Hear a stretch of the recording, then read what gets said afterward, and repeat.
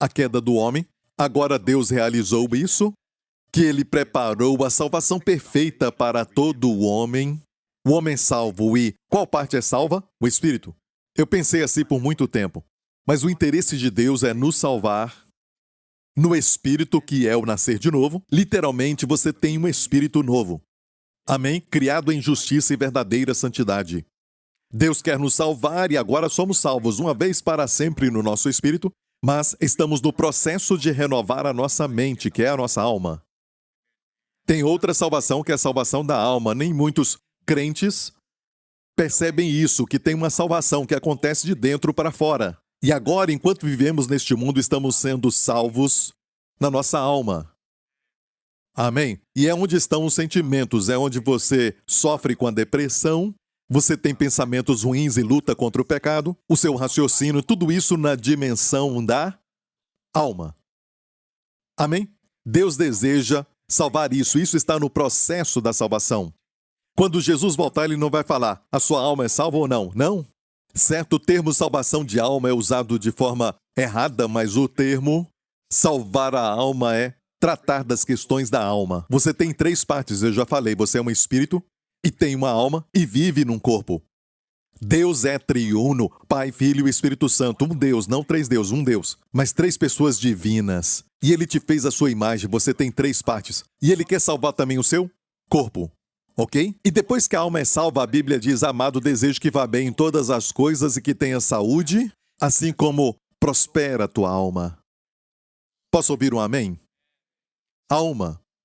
Ok? Está ligado, está ligado. E você sabe que a ciência médica tem descoberto que a dimensão da alma, eles não usam essa expressão, mas a alma, quando está debaixo de estresse, amém? Ela afeta o corpo. Principalmente o estresse crônico, que pode, causar problemas cardiovasculares, doenças, enfermidades e todo tipo de problema.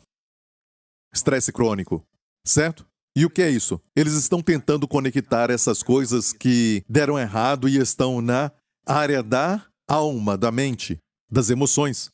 Onde está a depressão? Nas emoções. E os pensamentos ruins? Na mente, que é a sua alma. Deus quer salvar a sua alma. Amém? E isso é para você. E essa parte aqui, quando diz a salvação já prestes para se revelar no último tempo, falando da volta de Jesus, aqui está falando da redenção do nosso corpo. A redenção do corpo, isso vai acontecer de uma vez só. E vamos ter um corpo novo. A Bíblia diz que vai acontecer num segundo atômico. No grego diz a palavra átomos, muito rápido, num piscar de olhos. Vai acontecer. O que é? Mortal vai ser revestido da imortalidade. E então, logo depois, vou ver minha mãe, todos os que foram antes de nós. Amém? Primeiramente, vamos ver Jesus. É quem queremos ver primeiramente, amém? E eu vou ver o meu avô, e também eu vou ver Davi, aquele homem de Deus, vou ver Salomão, o filho dele, e todos nós jovens, fortes e saudáveis, no novo corpo. E é por isso que a Bíblia diz que todos que estiverem diante de Deus vão estar diante dele com o espírito, a alma e o corpo. Deus quer remir o seu corpo também. Enquanto isso, nesta terra, este corpo que temos, a Bíblia diz assim, ainda que o nosso homem exterior pereça, está perecendo, decompondo, o homem interior é renovado dia a dia. É o que você quer. Você tem que cooperar com Deus para ter o seu homem interior renovado, restaurado. Amém? Reformado, restaurado, dia a dia. E vemos em 3 João que tem um efeito no corpo. E que efeito é este? Está em Romanos 8:11, que diz que se o Espírito que ressuscitou a Jesus habita em você, aquele que ressuscitou Cristo dos mortos também vai te dar vida, ressuscitar o seu corpo mortal. E algumas pessoas, alguns comentaristas falam que isso vai acontecer no arrebatamento, quando Jesus voltar. O Espírito Santo vai transformar o nosso corpo, mas ele não vai ressuscitar o nosso corpo. Ele vai nos dar um corpo novo. Então, vivificará o quê? Como em Romanos 8:11, vivificará os corpos mortais. Isso só pode ser agora. Antes de dormir, eu falo, Senhor, sabe, antes de dormir, que o teu Espírito Santo em mim vivifique o meu corpo com o poder da ressurreição, com a cura. Isso acontece nesta vida. E até vermos a Jesus face a face, podemos depender do Espírito Santo, que não foi enviado só para nos ensinar todas as coisas, nos guiar em toda a verdade. Ele foi enviado para glorificar Jesus, que é o principal. Amém? Mas também vivificar os nossos corpos, como está em Romanos 8:11, que diz, e olha, fala do Deus Trino ali somente em um verso, 2 vezes. Se o Espírito Santo, daquele do Pai, que ressuscitou a Jesus, o Filho, viu o Deus Trino dos mortos.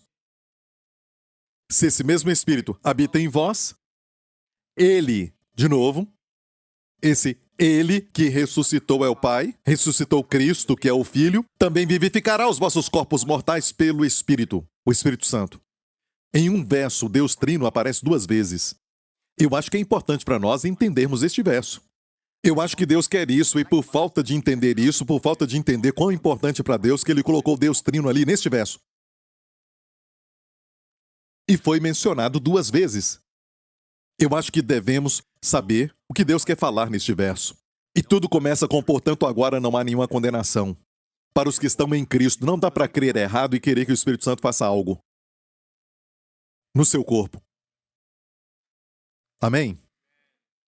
Ok, glória a Deus. Pode ir para casa. Isso foi muito bom. Se não te abençoou, me abençoou. Foi muito bom. Se for para casa com este ensinamento e meditar nele, isso vai te alimentar, não só por um dia, mas por meses. Somente este verso. Ok? O Espírito Santo vem em nós e aprendemos recentemente que tem, 2 montes que Deus fala deles, muitas vezes, que é o Monte Sinai e também o Monte Sião. Lembra disso? E a Bíblia diz que, como filho de Deus, você não chegou ao monte que arde com fogo, com tempestade, fumaça, e a visão era tão terrível. Estava escuro, com relâmpagos e trovões, e era 9 horas da manhã, sabia? Por isso o Espírito Santo também desceu no Monte Sião às 9 da manhã. Amém? Então, no Monte Sinai, quando Moisés subiu no monte e o povo lá embaixo, tinha relâmpagos, trovões e trevas. E a Bíblia diz que o melhor deles naquela época era Moisés, não era? E Moisés disse que estava cheio de temor e também tremor. Então o melhor deles tremeu no Monte Sinai. E a Bíblia diz, Filho de Deus, e toda a igreja diga, te dizendo, não chegaste a este monte. Ok? Hebreus 12 diz, porque não chegastes ao monte palpável, aceso em fogo e a escuridão e as trevas e a tempestade. Ok, não chegastes. Não chegastes a isto, e ao sonido da trombeta e à voz das palavras, a qual os que ouviram pediram que se não lhes falasse mais. Eles pediram, não fale conosco, falaram para Deus. E foi assim que Deus deu os 10 mandamentos. Amém? E ninguém pode cumprir a lei. E, por isso, estavam sempre debaixo da maldição da lei. Mas, graças a Deus que Cristo nos remiu da maldição da lei, sendo feito maldição por nós, Ele mesmo, na cruz. Amém? Maldito aquele que for pendurado no madeiro, Ele tomou essa maldição. Glória a Deus. Olha, se disser, como está dizendo aqui no verso 18, porque não chegastes a este monte, o que é isso? Quer dizer que não chegamos lá. Não diz, não tente chegar ao monte. Você não pertence ali onde você pertence. Olha isso. Vamos ler o verso 22. Mas chegastes ao monte Sião. Então, no verso 18 diz, não chegastes a este monte. Certo? Não chegastes. Diga, eu não cheguei ao monte Sinai. Mas chegastes ao monte Sião. Diga, eu cheguei no monte Sião. Então isso já aconteceu, já foi feito. Você chegou ao monte Sião. Você nasceu de novo e chegou no monte Sião. Você chegou no Monte Sião. Então, o Monte Sião não é o Monte Sinai. E grande, parte do nosso ensinamento e pregação, em tempos passados, na igreja, no meio da igreja, saiu muito do Monte Sinai. E escute isso, eu já falei antes, o Monte Sinai é bom, em termos de aquilo que realmente tipifica. Porque todas as ordenanças, todos os rituais, todas as festas, todas as 5 ofertas de Levítico tipificam o nosso Senhor Jesus Cristo. a sua pessoa e a sua obra. Amém? Eu estava lendo agora sobre o Holocausto, capítulo 1 de Levítico, a página que está grudada na Bíblia de muitos crentes. E eu estava lendo recentemente e eu vi a parte que fala, comparada às outras ofertas, sabe, a de alimento, a pacífica, a do pecado e a da transgressão, todas essas ofertas, só no Holocausto, diz que esfolavam a vítima. Pegavam o boi, certo? E esfolavam, sabe o que é isso? Tirar toda a sua pele. E bem assim eu vi. Amém? Eu já tinha visto isso, mas olha, reforçou quando eu li esse texto. Por suas feridas, pelo seu esfolamento, fomos curados. Então tem que ter uma grande revelação para entender o Holocausto. Porque Deus começa com o Holocausto, ele sempre começa com o maior e depois vai para o menor. Certo? Começamos com a oferta pelo pecado e transgressão. A oferta pelo pecado é quem você é. Você é um pecador e leva a oferta pelo pecado.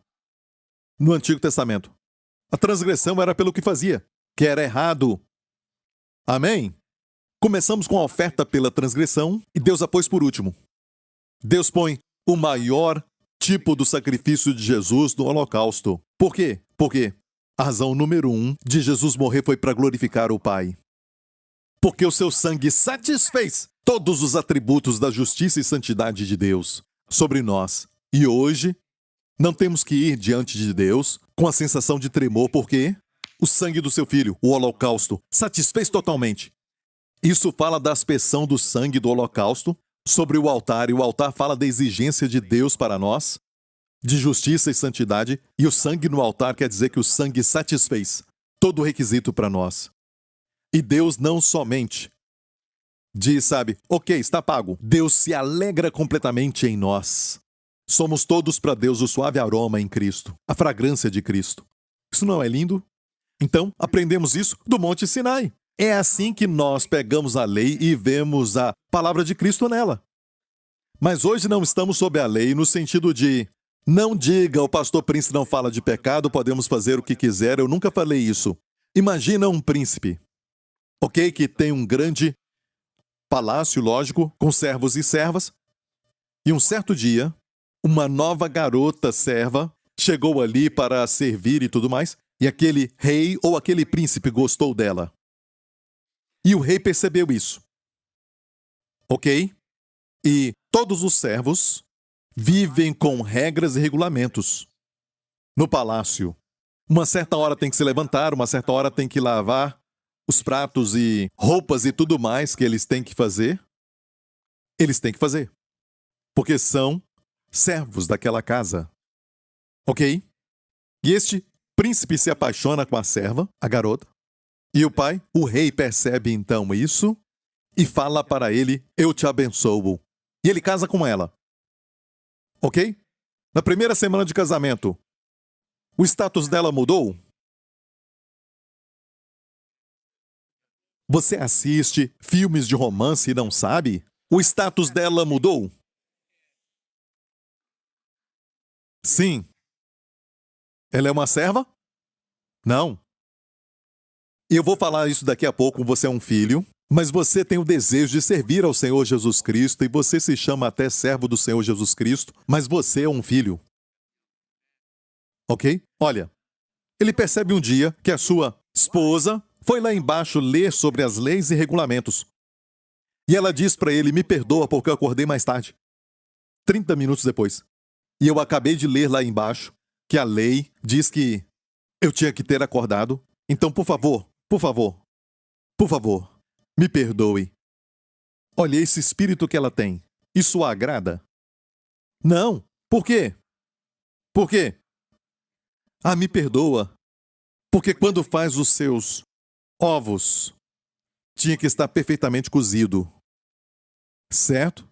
Tem que estar bem correto. Não pode estar, sabe, daquele jeito bem mole, cru, sabe? Você quer um ovo mal feito? Você quer um ovo que ainda esteja cru, quer? Eu gosto de ovo cozido. Gosto muito disso, ok? Quero comer agora.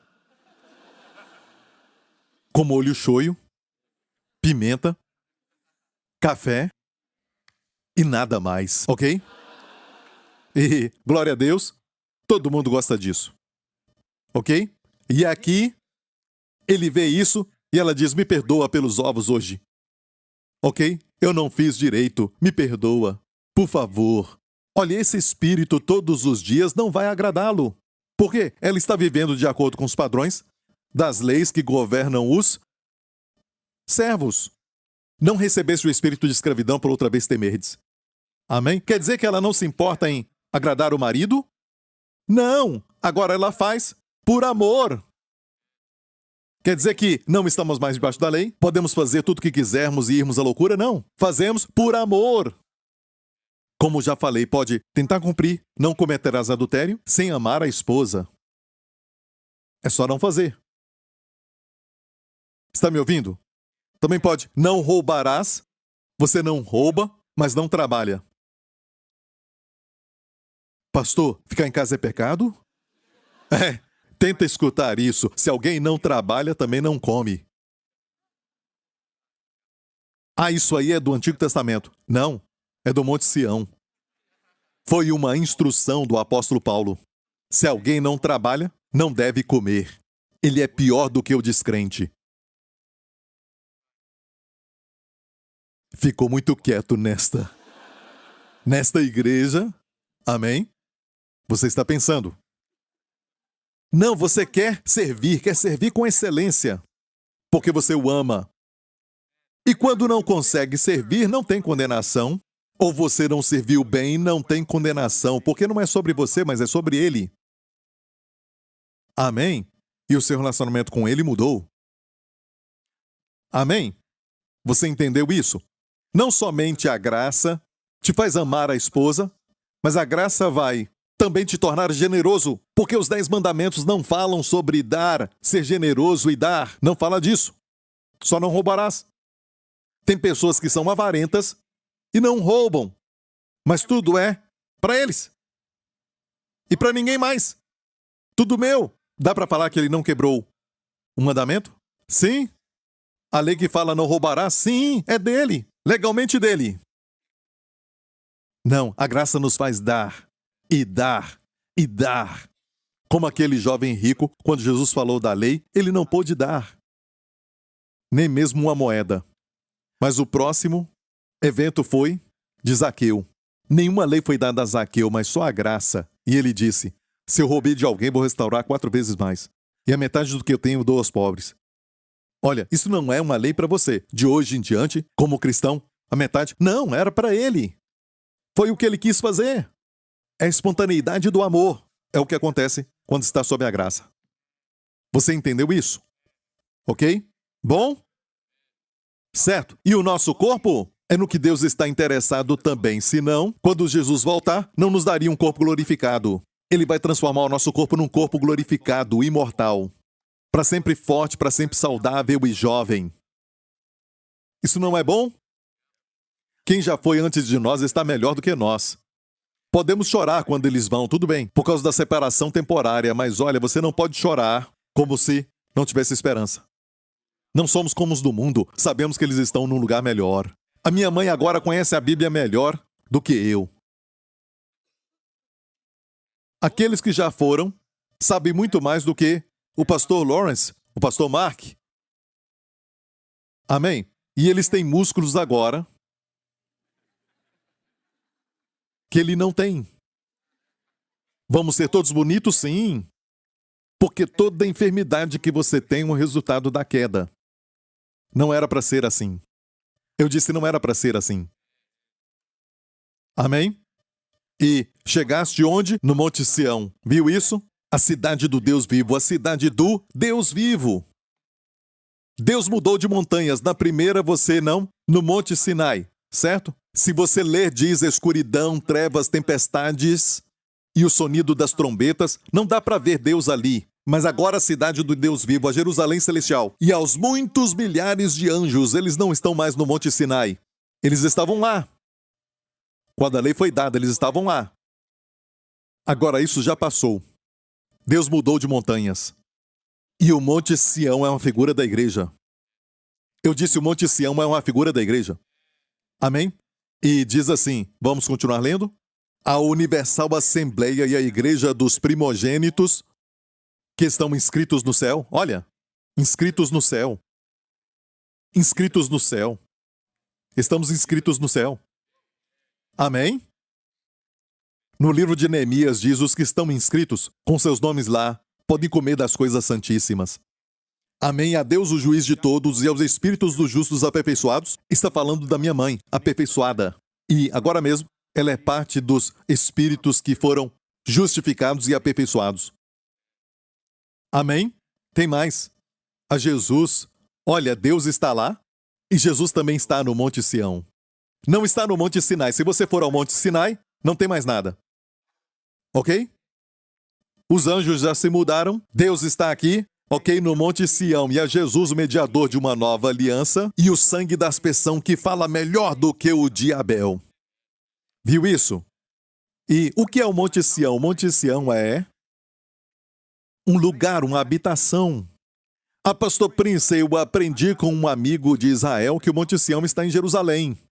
Sim e não. O lugar naquela época, o Monte Sião, estava em Jerusalém. O Monte Moriá, a cidade de Davi, ok, onde ficava o templo. Aquela montanha toda é chamada Monte Sião.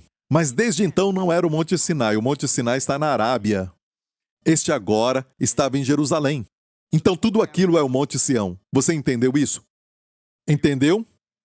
Ok? Mas espiritualmente tem um significado espiritual que é muito mais do que o literal. Não se esqueça, quando você lê o Antigo Testamento, o que está no passado é literal, certo? Deus tem uma verdade naquilo, e geralmente a verdade fala de Cristo, e é do seu interesse saber coisas sobre Cristo, porque você está nele. E tudo o que ele é por você. Amém? Tudo o que ele tem, você tem como co-herdeiro. Glória a Deus. Olha, é assim que você tem comunhão com Deus.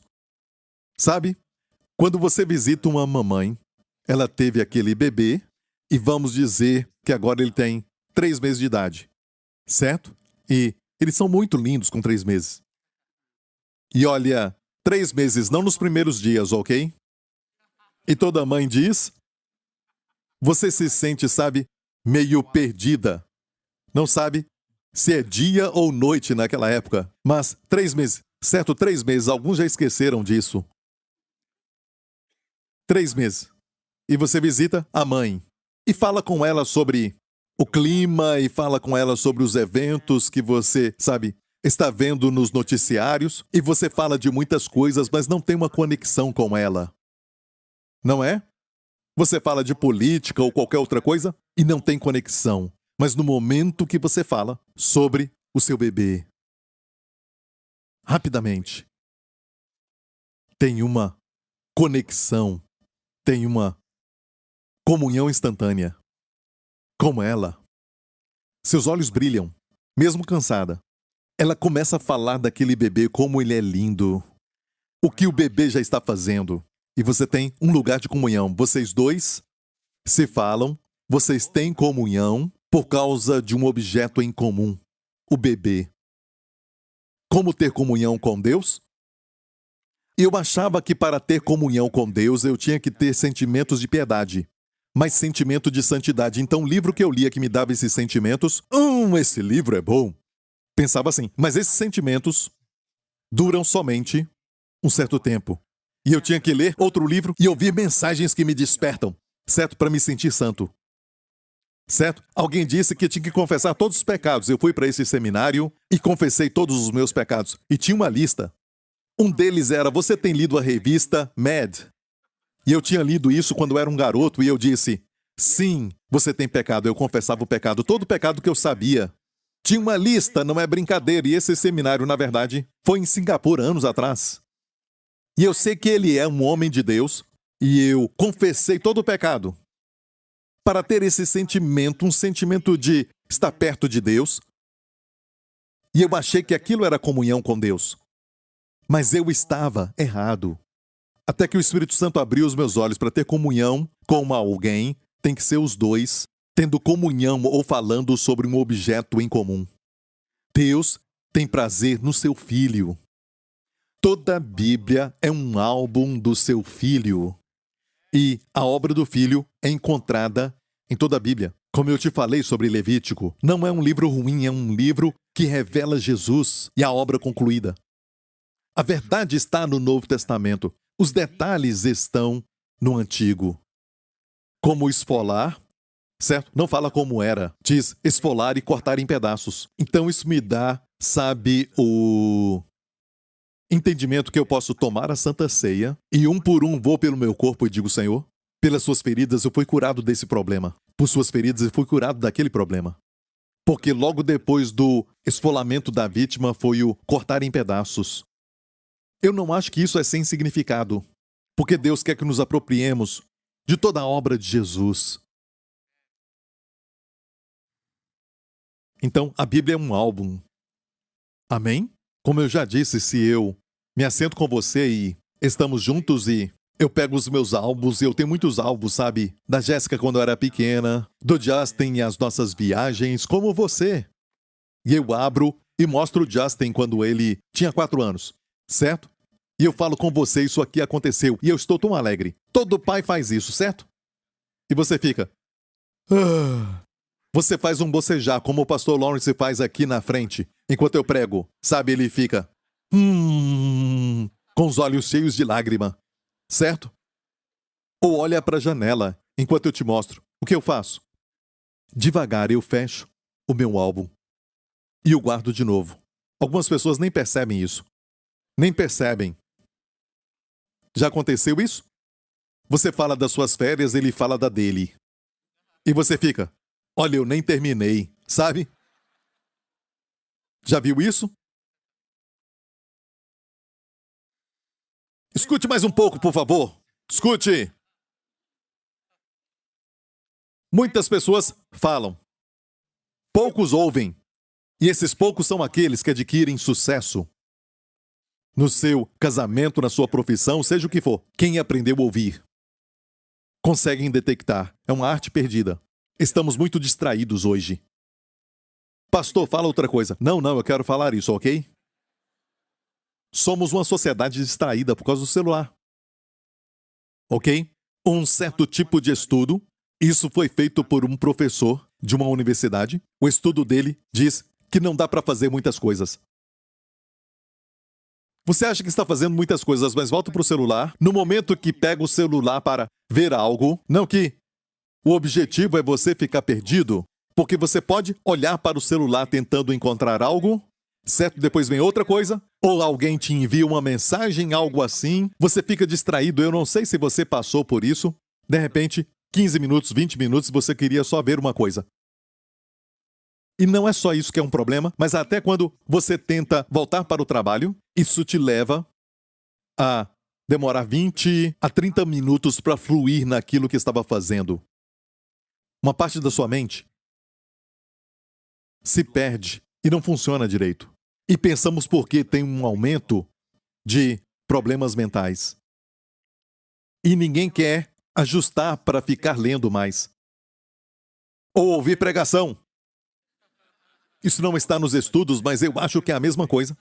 Certo? Ler de uma forma que você lê continuamente, não pula para uma outra coisa. Não é interessante? E pula para outra coisa.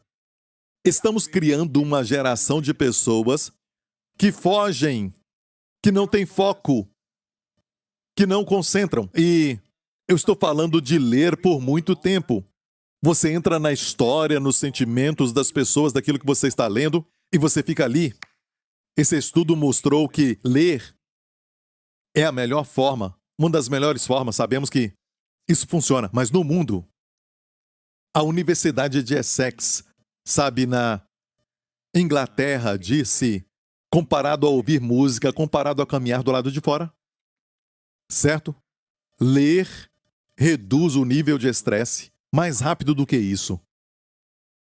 Pense nisso, quanto mais ler a Bíblia, a palavra. Amém? E, voltando ao texto, falamos deste ponto que a Bíblia inteira é sobre Cristo. Não é? Amém? Então, ter comunhão com Deus é ouvir Deus quando Ele diz: eu quero ter comunhão com você e com meu filho. Eu quero que você desfrute do prazer que eu tenho do meu filho. É ter comunhão com Ele. Quero revelar para você como eu tenho prazer no meu filho. Podemos falar disso? E as Escrituras falam do meu filho. Isso aqui fala do meu filho. Olha para a vida de José, uma das melhores figuras do seu filho ali, rejeitado pelos irmãos, amado pelo pai, casou com a noiva gentílica. Amém? Na sua vinda, na primeira vez, os irmãos não o reconheceram. Na segunda vez, o reconheceram. Israel vai falar estas palavras para ele: Baruch Rabá Hashem Adonai. Bendito o que vem em nome do Senhor. A história de José fala disso. E José falou para os seus irmãos, depois de falar para eles quem ele era e se reconciliar com eles, aquele que tinha todo o poder, além de Faraó naquela época, usou seu poder para perdoá-los da traição. Depois de terem vendido, ele os perdoou. E o que ele falou para eles? Duas coisas. Instruções para a igreja hoje. Ele disse: quando voltarem para pegar o meu pai, é uma figura de Israel dos dias de hoje. Quando forem falar para o meu pai, digam para o meu pai. Escute, ele disse: quando forem, não briguem pelo caminho. O povo de Deus ama brigar. Encontram coisas para brigar. Tem um mundo perdido lá fora que não se importa nem um pouco sobre o que você crê. Certo? Muito menos com as brigas. Jesus não disse: por essa doutrina de corrigir uns aos outros, o mundo vai saber que vocês me amam. Com isso, todos vão saber que são os meus discípulos. O mundo vai reconhecer. Ele disse: olha, quando nós amarmos uns aos outros, como eu vos amei, por isso todos os homens saberão que vocês são meus discípulos. Uau, todos quer dizer todos. Amém? Vamos nos unir por Jesus. Podemos discordar, dizendo: eu não creio em falar em línguas. Tudo bem, você ainda é meu irmão. Amém? Não creio no arrebatamento. Tudo bem, eu vou dizer: eu te falei quando subirmos. Amém? Nos unimos por Jesus, por sua maravilhosa pessoa, e vamos pregar o Evangelho. Você deve pregar o Evangelho. Amém? E José disse: quando forem, irmãos, por favor, não briguem. Muito interessante. Isso é para a igreja. E depois a segunda mensagem: fale para o meu Pai de toda a minha glória e o que tendes visto. Esta é a essência da adoração. Quando nós adoramos a Deus, falamos para o Pai sobre o seu Filho. Quão maravilhoso Ele é. Isso é adoração. E quando você olha na Bíblia e vê que pessoa maravilhosa é essa, Jesus. Amém? Você tem comunhão com Deus porque Ele tem este mesmo prazer. Amém?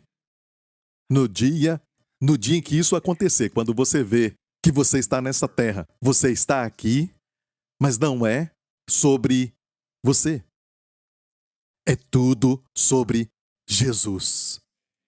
E toda vez que você pensa em si mesmo e foca em si mesmo, exigindo todo o seu foco, se ocupando totalmente consigo mesmo, vai ser o nível da sua depressão, vai ser o nível da sua dor. Mas no momento em que você vê Jesus e fica ocupado com a sua beleza, com a sua glória, não tem perfeita bondade a não ser nesta pessoa, Jesus. Amém? Você entendeu tudo isso? Ele é totalmente amável. Quantos aqui gostariam de ter alegria plena e gozo? Ser cheio da glória. Alegria inexplicável e cheio de glória. Pastor, eu já ouvi isso, mas a minha alegria é explicável. Eu tenho glória, mas eu acho que é só um pouco de glória. Você gostaria de ter alegria inexplicável e ser cheio de glória? Vamos ver isso, ok? Essa passagem, já vamos terminar. Ok, olha isso. 1 Pedro, que mediante a fé estáis guardados na virtude de Deus para a salvação do corpo, já prestes para se revelar no último tempo, pois quando Jesus voltar, Ele vai salvar os nossos corpos. Ok? Está me ouvindo? Naqueles dias, sabe, na época de Paulo e também de Jesus, do Império Romano, eles faziam o seguinte: você podia comprar algo, e até recentemente fazíamos isso, e você dava uma entrada. A entrada era, na verdade, a garantia de que você ia voltar, aquilo era seu. Você dava a entrada, se não voltasse, perdia a entrada. A entrada era uma garantia de que você ia voltar, certo? Você garante que vai voltar e vai pagar o restante. Você entendeu isso? E a Bíblia diz que no momento que nasce de novo, você é selado pelo Espírito Santo da redenção. Este selo é o penhor da nossa possessão. Penhor ali é a entrada. Então, agora mesmo, aqui, enquanto estamos na terra, já temos a entrada. O Espírito Santo não vai vir até nós, já está em nós. Quantos se alegram com isso? Jesus disse, eu irei, mas enviarei outro. E essa palavra outro ali no grego é exatamente como eu. Sua pessoa, sua essência, tudo é como Jesus. Por isso é chamado também de Espírito de Cristo, o Espírito Santo. Então, o Espírito Santo está conosco. Agora mesmo, é a garantia de que você vai ser salvo completamente. Amém? De que ele vai voltar e pagar o restante. Não o restante do pagamento, porque isso foi feito na cruz, ele só vai voltar para tomar posse. Ele vai voltar e ele vai salvar o nosso corpo. Mas enquanto estivermos aqui, nesta vida, nesta terra, somos salvos e não somos deste mundo, nós somos do mundo de cima, celestiais, mas vivemos nestes dois mundos, certo? E temos o Espírito Santo para nos ajudar. E ele vivifica o nosso corpo. O que aconteceu com as pessoas que testificaram de que foram curadas é o Espírito Santo vivificando o corpo delas. O que você não conhece, você não pode cooperar com aquilo. Por isso eu te ensino isto. Você se alegra de ter vindo hoje? Ok? Eu nem cheguei na essência daquilo que eu quero falar. Mas vou terminar com isso. Aqui diz, guardados pelo poder de Deus. Olha, guardado aqui é passivo, ou seja, não está na voz ativa, mas no passivo, no grego, que quer dizer o quê? Você é guardado.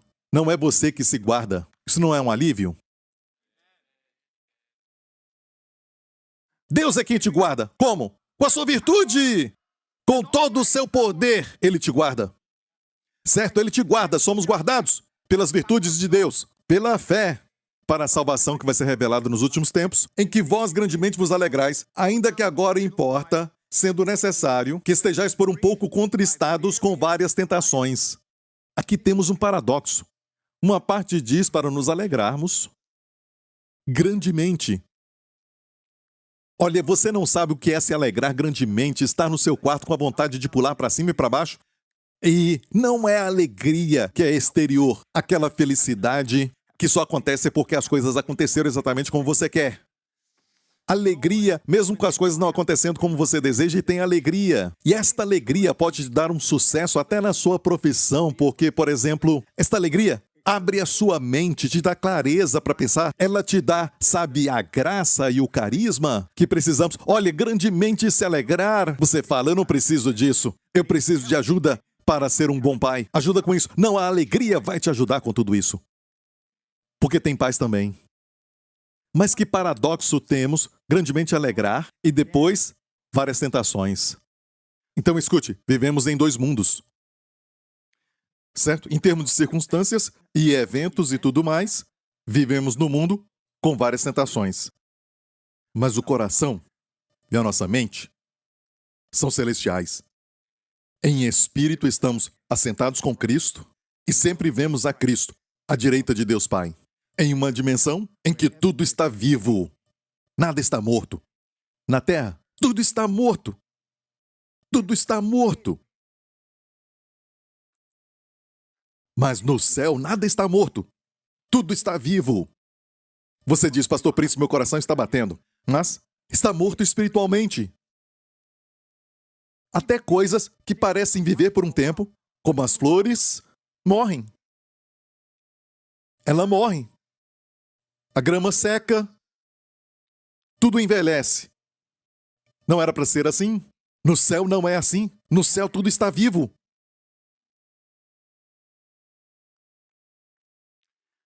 Pastor, por isso que na minha casa as flores são todas falsas, de plástico. Isso é pior. Já está morto. Não está morrendo, morrendo ainda está vivo. Aquilo já está morto. Não é? Bem, Pastor Prince, o homem já avançou muito. Agora não precisamos estudar muito porque já podemos. Pegamos tudo da inteligência artificial, ChatGPT e tudo mais. Mas escute isso sobre essas coisas, ok? Uma máquina muitas vezes precisa. Sabe o que é isso? Morte. É predizível. Está morta. Não pode ir além daquilo que foi colocado nela. Está morta. Vivo é às vezes receber uma revelação daquilo que você não sabe na sua cabeça. Não baseado na experiência, aí você sabe e não se envolve com alguém. Quem faz isso? O Espírito Santo, água viva dentro de você é quem faz isso. Isso é vida. Então, mesmo vivendo em dois mundos, na verdade, somos cidadãos do céu e estamos lá. Olhe, se viver, mesmo sendo um cristão, você vive completamente no coração e na mente neste mundo, você estará sujeito às adversidades desta vida, para cima e para baixo, ok? Ok? E quando as circunstâncias melhoram, sabe, elas ficam bem, você então se levanta, você está alegre, vai lá em cima. E o mundo é assim, ele te levanta para te derrubar, já percebeu isso? E essa queda é depressão, fica mais deprimido. Você gostaria que fosse mais assim, porque quanto mais você é elevado, maior é a queda. Isso é viver no mundo. É chamado de vaidade, Eclesiastes, vaidade de vaidade. O livro foi escrito por um homem cheio de sabedoria. E para que serve? Para mostrar para que é a vida debaixo do sol. O natural. Por isso fala muito debaixo do sol. O próximo livro de Cantares fala sobre o Filho de Deus. A vida acima do sol. Imagina como se alegrar grandemente. É viver com o coração e a mente no céu, onde você vê perfeita bondade. Tudo está vivo. Nada para te deprimir. A Bíblia diz que se ressuscitaste com Cristo, busque as coisas que são de cima. Busque o que é de cima, onde Cristo está sentado à direita de Deus Pai. Certo? Fica pensando no céu. Alguns dizem, essa pessoa pensa muito no céu e não faz nada na terra. Não, é somente quando você faz isso, como estou falando na Bíblia, pensando sempre no céu, é que você volta com a sabedoria de Deus, você vai ter a perspectiva do céu e não vive pelas circunstâncias. Você vive independente das circunstâncias, com a sabedoria e o fluir da água viva para resolver problemas, para cuidar dos filhos e não ficar muito sensível a tudo que acontece ao seu redor, para não ficar sempre irritado. Mostra onde estão o coração e a mente. Outra vez eu repito. Escute isso. O seu coração e a sua mente, mesmo não sendo crente, está nessa linha da vaidade e não acima? Está sujeito à depressão, às emoções como uma montanha russa, se sentindo, Imagina alguém assim indo trabalhar. Vai fazer um bom trabalho? Essas coisas vão te afetar nas circunstâncias naturais da vida. Uma pessoa que está assim, deprimida, fala com sabedoria ao seu filho, que está educando, sem a criança ver que ela está irritada, que ela está muito irada. Pastor, o senhor está me condenando. Não, eu estou mostrando para você que esse não é o caminho de Deus. Ele tem algo melhor. Deus quer que você viva com muita alegria e cheio de glória. Está vindo isso? Está aqui. Vamos ler agora essa parte. Para que a prova da vossa fé, muito mais preciosa do que o ouro que perece, e é provado pelo fogo, se ache em louvor, honra e glória na revelação de Jesus Cristo, ao qual não havendo visto há mais. E eu olho para as pessoas, até mesmo dessa igreja, pessoas que eu conheço que são crentes, pessoas de outras igrejas também, porque somos todos uma em Cristo. E olhando para eles muitas vezes, em uma pessoa vejo a beleza de Cristo. Em outras pessoas eu vejo a compaixão e o amor de Jesus. Em outra pessoa eu vejo a humildade de Cristo. Em outra pessoa eu vejo a autoridade de Cristo. Em outro eu vejo coisas diferentes. E todos juntos mostramos as facetas das belezas de Cristo. Quando vamos a Deus, a Bíblia diz que somos todos para Deus o aroma suave de Cristo. O faz lembrar do seu filho, a fragrância de Cristo. Você exala essa fragrância, como Jacó quando colocou as mãos, ou Isaac, melhor dizendo, colocou as mãos sobre Jacó, o seu filho, achando que era Esaú. Mas o cheiro de Esaú o fez derramar as suas bênçãos. Certo? O cheiro. Ele disse: é como o campo que Deus abençoou. Muito mais, o perfume de Cristo. A Bíblia diz que somos para Deus um aroma ou perfume. Imagina você orando. Você é um perfume chegando ao céu, ao trono de Deus. Somos este aroma. Se eu vejo você assim, não vou olhar para o seu defeito. Eu vejo o defeito, mas isso não importa. Você é um perfume. Você é um perfume. Você é um perfume. Quantos amam pegar o seu filho ou sua filha, às vezes, e cheirar a cabeça deles? Depende de quando, não é? Depois que tomar banho é melhor. Não depois de brincarem. Certo? Você ama esse cheiro. E de onde isso veio? De Deus. Deus é como nós? Não. Deus te fez a sua imagem. Ok, vamos terminar agora. Ao qual não havendo visto a mais, quantos dizem: eu amo Jesus, mas... Pastor, eu nunca o vi, mas eu amo Jesus. Isso mostra o poder da ressurreição de Jesus, do céu o revelando a você. Certo? Isso mostra essa vida da sua fé. O que você tem em você está vivo. No mundo que está morrendo, que está morto. A ressurreição é assim. Escute.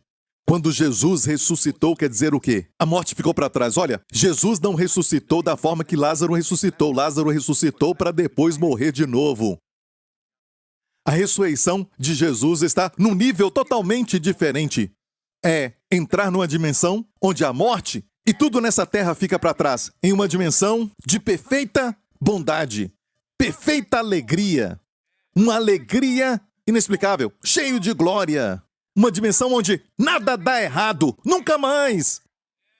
Onde tem perfeita beleza, perfeita simetria, perfeição em todo lugar. E ser para sempre assim, nessa dimensão. Enquanto isso na Terra, você tem que pensar assim. Assim o seu cérebro. O tempo. Eu vou falar depois sobre o cérebro. Amém? A Bíblia diz tudo aquilo que é verdadeiro, com virtude, digno de louvor.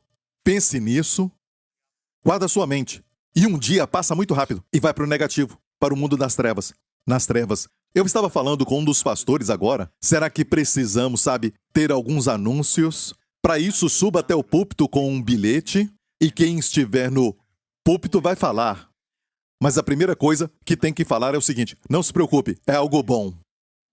Porque senão ficam, ele parou o culto por causa de uma notícia.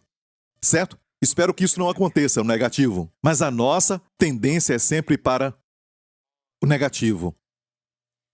Não é? Talvez seja uma realeza vindo e gostamos de ficar em pé e honrar essa pessoa. Certo? Alguém que vem aqui nos honrar. Alguém vem participar na casa de Deus, mas só pensamos no negativo, sempre. E por isso é difícil pensar no que é verdadeiro, com virtude, digno de louvor. Pense nessas coisas. E o Deus da Shalom, o Deus da plenitude, o Deus do bem-estar, o Deus da paz estará com vocês. Durante toda a noite, guarde a sua mente. Comece a orar no Espírito, guardando a sua mente. Amém? E se não consigo dormir, pastor? Diga assim: se eu não consigo dormir e eu meditar nele, vai ser um dia muito alegre e cheio de energia. Ele vai me dar força.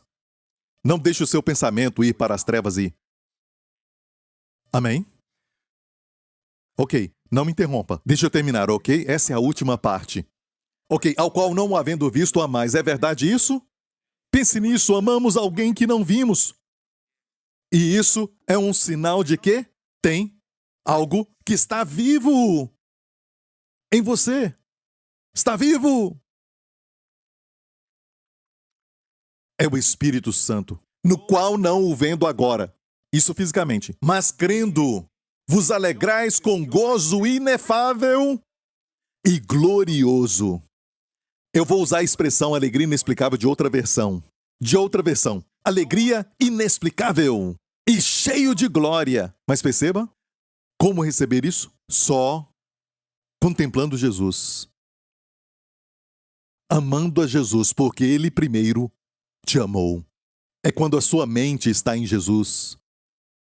É que você vai transbordar com alegria inexplicável e ser cheio da glória. Imagina com este espírito fazendo as coisas da terra. Mas quando você cai para debaixo da linha da vaidade, ok? A linha de Eclesiastes, tudo se torna escuro, se torna deprimente.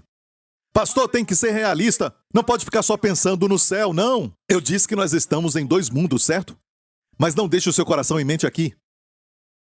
Mas que eles estejam lá, onde tudo que você vê é perfeita beleza. Absoluta bondade.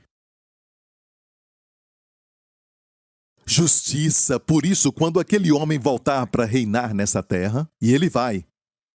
Imagina, a Bíblia diz que ele vai governar com vara de ferro. Alguns dizem, uau, vai ser um ditador? É isso? Não, não, não. O que é isso? É um absoluto governo. É essa vara de ferro. Mas um governo com um coração de amor e compaixão. Nenhum coração é tão bom como o de Jesus. Ninguém aqui fala de curar o leproso. Nem chega perto. Ninguém tocava no leproso. Ele nem precisava tocar, era só falar. Ele já tinha curado à distância. Vemos isso com o servo do centurião, a filha de Jairo. Desculpa, não a filha de Jairo, mas outro milagre de alguém que foi, sabe, em Caná. E ele falou dali uma palavra. E a milhas, certo? O segundo milagre.